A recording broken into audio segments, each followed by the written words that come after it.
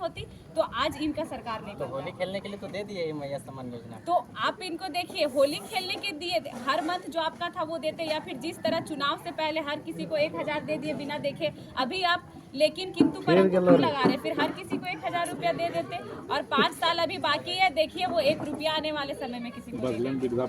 लेकिन देखिए मैया सम्मान की योजना के चक्कर में जो बूढ़ी है, जिनका बेटा नहीं पूछ रहा है, जिसके आगे पीछे कोई नहीं है, जिसको पेंशन मिलता था वो पेंशन रुक गया। बहुत ऐसे गांव में जाते हैं जो बूढ़ी दादी लोग बोलती है, वो लोग को नहीं पता है कि सरकार क्या होता है, किसकी सरकार चल रही है। वो लोग नेता और नेता तो बोलती है बेटी हम लोग पैसा दे दतली, हम लोग बूढ़ा लोग के जो पैसा आओ हल 4 महीना से 5 महीना से जिसका जैसे रुका हुआ है वो बोलती है। तो कहीं ना कहीं एक तरह से हाई है जो बूढ़ी माताओं को नहीं मिल रहा है, वो हाई कहीं ना कहीं आने वाले समय में जेएमएम सरकार को लगने वाला है। जो बूढ़ी माताओं को आप पेंशन रोके हुए हैं और अपनी सरकार बस बनाने के चक्कर में, ये बहुत बड़ा साजिश था जो लोगों को आने वाले समय में समझ में आ गया और धीरे धीरे पूरी तरह और समझ में आ जाएगा। लेकिन पूजा जी, क्योंकि आप युवा है और खास करके जब होली का त्यौहार आता है तो बहुत सारे युवा लोग जो है कि शराब मांस मदिरा की सेवन करते हैं, बहुत सारे अप्रिय घटनाएं भी घट जाती हैं। सरकार ने भी इस बार अनुमानित लगाया कि 100 करोड़ का हम सरकार शराब बेचेंगे और बहुत सारा रेवेन्यू वसूल करेंगे। तो आप इसको किस प्रकार से देखते हैं, शराब का बेचना और इस प्रकार से जो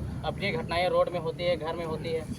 देखिए यही तो है। अभी आप देखिएगा, होली एक ऐसा त्यौहार है कि आने से, होली जिस दिन होता है, जैसे कल होली है तो आने के 2 दिन पहले से मनता है और खत्म होने के 2 दिन बाद तक मनता है।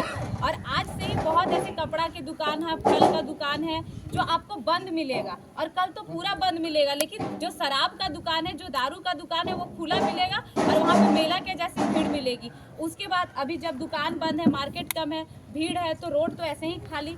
उसके बाद वो जो 100 का 120 का 40 का स्पीड में गाड़ी चलाएंगे। उसके बाद 15 तारीख को 16 तारीख को अखबार के माध्यम से हम लोग को देखने को मिलेगा कि फलाने जगह में ऐसे एक्सीडेंट हुआ, वैसे एक्सीडेंट हुआ। तो सभी भाइयों से भी नम्र निवेदन है कि होली का त्यौहार होता है पी खा के और पैसा बर्बाद करने के लिए नहीं होता। अपने परिवार के साथ, अपने माँ बाप के साथ, अपने रिश्तेदार के साथ, अपने दोस्त के साथ अच्छे से मिठाई पुआ पकवान खा के अपने गली मोहल्ले तक ही सीमित रहे और हंसते खेलते मनाएं, ताकि आने वाले समय में भी आप होली का त्यौहार मना सके। ऐसा नहीं कि ये होली का त्यौहार आपका लास्ट हो। और सतर्क रहे, सुरक्षित रहे, यही कह सकते हैं उन सभी भाई। गोमिया विधानसभा में उपचुनाव होने की संभावना है, पूजा में तो तैयार है?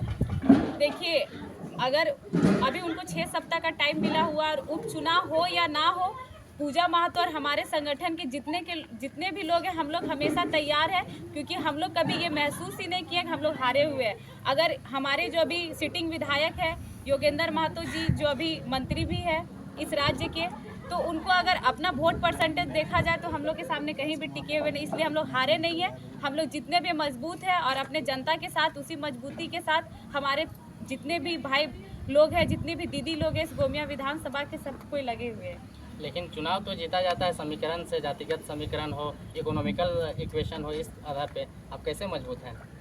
देखिए, आप बोले कि जो पहले का इकोनॉमिकल कंडीशन, पहले का जो वोटिंग है उसके हिसाब से हम बोल रहे हैं, अभी का हम नहीं बोल रहे कि पहले का जो हमारा 59,000 वोट है वो हमारा अकेले का है, और वो लोग का जो वो लोग का गठबंधन का है, उस चीज़ को हम लेकर बोल रहे कि वो लोग हम लोग के सामने हारे हुए हैं। अगर गठबंधन ना होता तो वो लोग हम लोग के सामने नहीं टिकते, आज वो लोग की सरकार नहीं बनती। वो मेरा इससे पहले का कहना था। पूजा में तो इन दिनों किस प्रकार से क्षेत्र में एक्टिव है, क्या क्या काम कर रही है?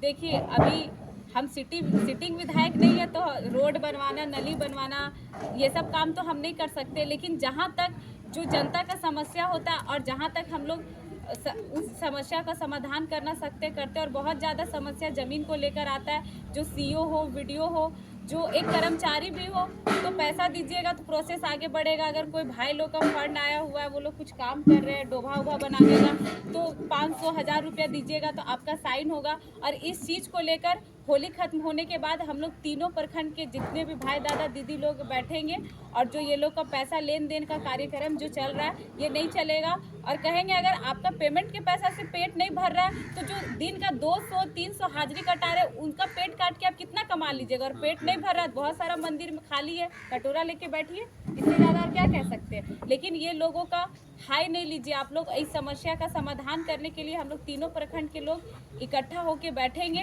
और जितने चाहे वो हमारे संगठन के हो या ना हो, पैसा आपको घूस के तौर पे नहीं दिया जाएगा। आपका जो मंथली आपका जो पेमेंट है उसको आप स्वीकार कीजिए और जनता की सेवा के लिए आपको रखा गया, आप जनता की सेवा कीजिए। आपके केंद्रीय अध्यक्ष जयराम मतो कोयला का अवैध वसूली मतलब कोयला का अवैध प्रचलन चलता है, इसलिए रोड में उतर जाते हैं, टोल गेट में जाकर के रोकते हैं। आपके विधानसभा क्षेत्र में भी कोयला या बालू को लेकर के अवैध काम होता है क्या? हमारे विधानसभा में बहुत हो रहा है, सुनने को मिल रहा है और होली के बाद उसका रूप रंग हमारे विधानसभा में देखने को मिलेगा। और कहीं ना कहीं ये जो है ना, जैसे आप बोले अभी मैया समान योजना, तो ये मैया समान योजना दिया कहाँ जाएगा? एक ऊपर से पूरा नीचे तक पूरा एक सेट है जिसको आप सिंडिकेट बोल सकते हैं, एक तार बोल सकते हैं। तो ये नहीं देखिए कि यहाँ क्षेत्र के लोग कर रहे हैं, वहाँ से ऊपर से ऑर्डर दिया जा रहा है कि आप करो, यहाँ 1 रुपया वहाँ 2 रुपया, ऐसे करते करते ऊपर में डायरेक्ट 1000 रुपया पहुँच रहा है। तो ये मैया समान योजना का पैसा दिया कहाँ जाएगा? तो वो कहा जाता है ना कि छात्र पढ़े या ना पढ़े उनको मतलब नहीं है, दिन में छात्र पढ़ रहे नहीं मतलब है उनको। जगह जगह पे कोई फलाना नेता का भाई है, वहाँ वो टेंडर लिए वो कोयला चोरी कर रहे, बस उनका नाम से चोरी हो रहा है। तो इन लोग को जनता से, छात्र के भविष्य से मतलब नहीं, यही पैसा बटोरेंगे, फिर मैया समान जैसी योजना लाएंगे और फिर अपना सरकार बनाने का काम करेंगे। पर ये अब हम लोग होने देने वाले नहीं हैं। चलिए ठीक है, क्योंकि होली का मौसम है तो ज़्यादा कुछ राजनीतिक बात नहीं करेंगे। अंत में जनता को क्या, अपने विधानसभा की जनता को क्या मैसेज दीजिएगा? देखिए, अंत में ये त्यौहार मेरे विधानसभा के साथ साथ पूरे झारखंड वासियों का, पूरे देशवासियों का है। तो सबको यही संदेश देना चाहेंगे कि इस त्यौहार में सब मिलजुल के हंसी खुशी होली का, ये फागुन का पर्व मनाएं। और कुछ जो युवा भाई दादा लोग हैं उनसे कहेंगे कि ज़्यादा शराब ना पिए। और बहुत कोई का होता है, कोई कोई बोलते हैं हम लोग का श्रृंगार है, तो अपने घर में बैठ के वो श्रृंगार करें और अपने परिवार के साथ खुश रहे, ताकि ये होली आपका अंतिम ना हो। जब तक आने वाले समय तक आपके माता पिता रहेंगे, उनके साथ अपने रिश्तेदार, अपने घर परिवार के साथ पर्व त्यौहार मनाएं। और सबको एक बार होली और फगुआ की ढेर सारी शुभकामनाएं। जय झारखंड, जोहार झारखंड।